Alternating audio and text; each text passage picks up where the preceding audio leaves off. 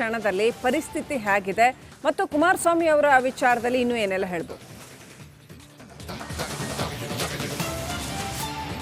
ಖಂಡಿತವಾಗ್ಲೂ ಕೂಡ ಶ್ರೀಲಕ್ಷ್ಮಿ, ಮಂಡ್ಯ ಇವತ್ತು ಚುನಾವಣಾ ಸಮಯದಲ್ಲಿ ಇಂಡಿಯಾದಲ್ಲೇ ಸದ್ದಾಗ್ತಾ ಇದೆ. ಯಾಕಂತ ಹೇಳಿದ್ರೆ ಮಂಡ್ಯದಲ್ಲಿ ಭಾರಿ ಕುತೂಹಲ ಇರೋದು ಮಾಜಿ ಮುಖ್ಯಮಂತ್ರಿ ಕುಮಾರಸ್ವಾಮಿ ಅವರು ಕಣಕ್ಕಿಳಿತಾರ ಅನ್ನೋದು. ಕಾರ್ಯಕರ್ತರಂತೂ ರತ್ನ ಗಂಬಳಿ ಹಾಸಿ ಮಂಡ್ಯದಲ್ಲಿ ಕುಮಾರಸ್ವಾಮಿ ಅವರ ಸ್ಪರ್ಧೆಯನ್ನು ಎದುರು ನೋಡ್ತಾ ಇದ್ದಾರೆ.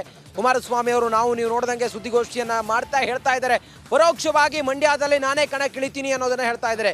ಈ ಸ್ಪೆಕ್ಯುಲೇಷನ್ಗಳು ಹೆಂಗಿರುತ್ತೆ ಅಂತ ಹೇಳಿದ್ರೆ ಶ್ರೀಲಕ್ಷ್ಮಿ, ಮಂಡ್ಯದಲ್ಲಿ ಕಳೆದ ಬಾರಿ ತನ್ನೆಲ್ಲ ಖಾತೆಯನ್ನು ಒಂದು ಬಿಟ್ಟು KR ಪೇಟೆ ಬಿಟ್ಟು ಮತ್ತೆಲ್ಲವನ್ನು ಕೂಡ JDS ಕಳೆದುಕೊಂಡಿತ್ತು. ತಳಮೆಟ್ಟಕ್ಕೆ ಬಿದ್ದಿರುವಂಥ JDS ಅನ್ನ ಮತ್ತೆ ಪುಟಿದೇಳುವಂತೆ ಮಾಡುವಲ್ಲಿ ಕುಮಾರಸ್ವಾಮಿ ಅವರು ಸ್ಪರ್ಧೆ ಮಾಡಿದರೆ ಮಾತ್ರ ಸಾಧ್ಯ ಅನ್ನುವ ವಿಚಾರ ಕುಮಾರಸ್ವಾಮಿ ಅವರಿಗೆ ಗೊತ್ತಿದೆ. ಹಾಗಾಗಿ ಮಂಡ್ಯದಲ್ಲಿ ಅವರೇ ಸ್ಪರ್ಧೆ ಮಾಡಬೇಕು ಅನ್ನುವ ಲೆಕ್ಕಾಚಾರಕ್ಕೆ ಬಂದಿದ್ದಾರೆ. 5 ಗಂಟೆಗೆ ಮಾಜಿ ಶಾಸಕರ ಜೊತೆಯಲ್ಲಿ ಒಂದು ಸಭೆಯನ್ನು ಮಾಡ್ತಾರೆ. ಸಭೆಯನ್ನು ಮಾಡಿ ಆಲ್ರೆಡಿ ಅವರು ಸೂಚನೆಯನ್ನು ಕೊಟ್ಟಿದ್ದಾರೆ. ಸಭೆ ಮಾಡಿ ಒಂದು ತೀರ್ಮಾನಕ್ಕೆ ಬಂದಾದ ನಂತರ ಮಂಡ್ಯದಲ್ಲಿ ಕುಮಾರಸ್ವಾಮಿ ಬಹುತೇಕ ಸ್ಪರ್ಧೆ ಮಾಡೋದು ಖಚಿತ, ಅದನ್ನು ಅನೌನ್ಸ್ ಮಾಡ್ತಾರೆ.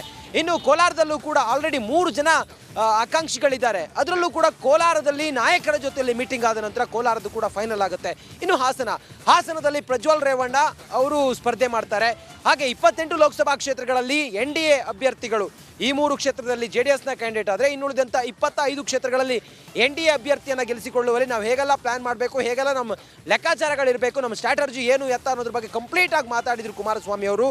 ಆ ಮೂಲಕ ಒಂದು ಹೊಸ ಹುಮ್ಮಸ್ಸಿನಲ್ಲಿ ಕುಮಾರಸ್ವಾಮಿ ಅವರು ಲೋಕಸಭಾ ಚುನಾವಣೆಯಲ್ಲಿ ಅಗೈನ್ ಇಲ್ಲಿ ಲೋಕಸಭೆ ಮಂಡ್ಯ ಅಖಾಡದಲ್ಲಿ ಧುಮುಕೋದಕ್ಕೆ ಸಜ್ಜಾಗಿದ್ದಾರೆ. ಪರೋಕ್ಷವಾಗಿ ಅವರು ಸೂಚನೆಯನ್ನು ಕೊಟ್ಟಿದ್ದಾರೆ.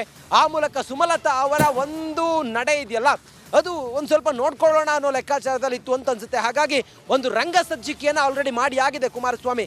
ನಾನೇ ನಿಲ್ತೀನಿ ಮಂಡ್ಯ ಲೋಕಸಭಾ ಅಖಾಡದಲ್ಲಿ ಅನ್ನುವ ಒಂದು ರಂಗ ಸಜ್ಜಿಕೆಯನ್ನು ಈ ಸುದ್ದಿಗೋಷ್ಠಿಯಲ್ಲಿ ಮಾಡಿದ್ದಾರೆ. ಮಾಜಿ ಶಾಸಕರ ಜೊತೆಯಲ್ಲಿ ಮೀಟಿಂಗ್ ಆದ ನಂತರ ಅನೌನ್ಸ್ ಆಗುತ್ತೆ, ಇವತ್ತೇ ಆಗುತ್ತೆ. 5 ಗಂಟೆ ಒಳಗಡೆ ಎಲ್ಲ ಮೀಟಿಂಗ್ ಆಗಿ ಕುಮಾರಸ್ವಾಮಿಯವರು ಅಭ್ಯರ್ಥಿ ಅನ್ನೋದು ಘೋಷಣೆ ಆಗುತ್ತೆ.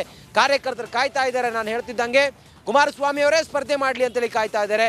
ಇತ್ತ ಚನ್ನಪಟ್ಟಣದಲ್ಲಿ ತಮ್ಮ ಮಗನನ್ನು ಗೆಲ್ಲಿಸಿಕೊಂಡು ಅಲ್ಲೂ ಕೂಡ ಕ್ಷೇತ್ರವನ್ನು ತಮ್ಮ ಸುಪರ್ದಿಯಲ್ಲೇ ಇಟ್ಟುಕೊಳ್ಳುವಂಥ ಲೆಕ್ಕಾಚಾರ JDSನದಾಗಿರ್ಬೋದು. ಇದೆಲ್ಲ ಲೆಕ್ಕಾಚಾರವನ್ನು ರಾಜ್ಯದ ಜನ, ಅದರಲ್ಲೂ ಕೂಡ ಮಂಡ್ಯ ಲೋಕಸಭಾ ಕ್ಷೇತ್ರದ ಜನ, ನಾವು ಬೆಳಗ್ಗೆಯಿಂದಲೂ ಕೂಡ ಜನರನ್ನು ಮಾತಾಡಿಸ್ತಾ ಇದ್ವಿ. ಕಾರ್ಯಕರ್ತರ ಮನದಾಳ ಏನು ಅನ್ನೋದನ್ನು ನಾವು ಜನರ ಬಳಿಗೆ ಹೋಗಿ ಕೇಳ್ತಾ ಇದ್ದಾಗ ಕುಮಾರಣ್ಣ ಬರಲಿ ಮಂಡ್ಯಕ್ಕೆ, ಕುಮಾರಣ್ಣ ಬರಲಿ ಅಂತೇಳಿ ಹೇಳ್ತಾ ಇದ್ದಾರೆ.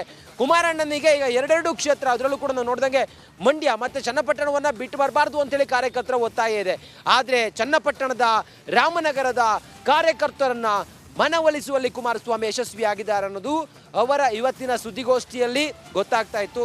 ಆ ಮೂಲಕ JDS ಮಂಡ್ಯದಲ್ಲಿ ಕುಮಾರಸ್ವಾಮಿ ಬಹುತೇಕ ಖಚಿತ, ಹಾಸನದಲ್ಲಿ ಪ್ರಜ್ವಲ್ ರೇವಣ್ಣ, ಕೋಲಾರದಲ್ಲಿ 3 ಜನ ಇದ್ದಾರೆ, ಸಮೃದ್ಧಿ ಮಂಜುನಾಥ್ ಸೇರಿದಂತೆ, ಮಲ್ಲೇಶ್ ಬಾಬು ಸೇರಿದಂತೆ ಇನ್ನುಳಿದಂತ ಇನ್ನೊಬ್ರು, ಅದು ಕೂಡ 5 ಗಂಟೆ ಒಳಗಡೆ ಕ್ಲಿಯರ್ ಆಗುತ್ತೆ.